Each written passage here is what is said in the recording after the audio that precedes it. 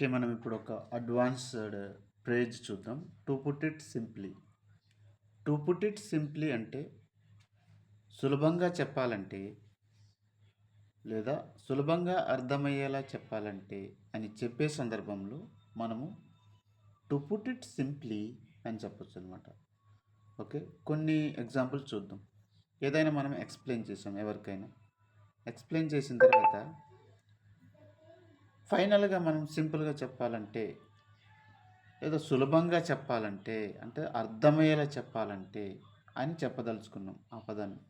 అప్పుడు మనం to put it simply అని చెప్పాలన్నమాట. ఎగ్జాంపుల్ చూద్దాం. To put it simply our company needs better communication. సులభంగా చెప్పాలంటే మన కంపెనీకి మంచి కమ్యూనికేషన్ అవసరం. ఈ విధంగా చెప్పొచ్చు అనమాట. ఇంకొకటి చూద్దాం. To put it simply success comes from consistent effort. సులభంగా చెప్పాలంటే విజయం అనేది నిరంతర కృషి ఫలితం. అంటే విజయం అంటే నిరంతర కృషి ఫలితం.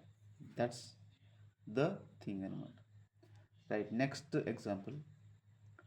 To put it simply we must focus on quality not quantity.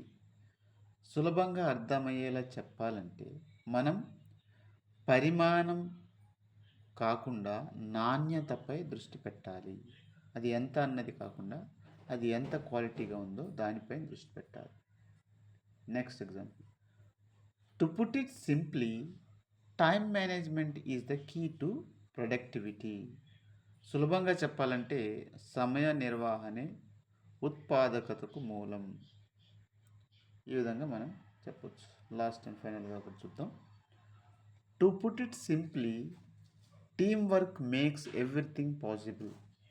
సులభంగా చెప్పాలంటే జట్టు పని అన్నింటిని సాధ్యం చేస్తుంది. ఈ విధంగా టు పుట్ ఇట్ సింప్లీ అంటే సులభంగా చెప్పాలంటే లేదా అర్థమయ్యేలా చెప్పాలంటే అనే సందర్భంలో టు పుట్ ఇట్ సింప్లీ అని చెప్పొచ్చు అనమాట. రైట్.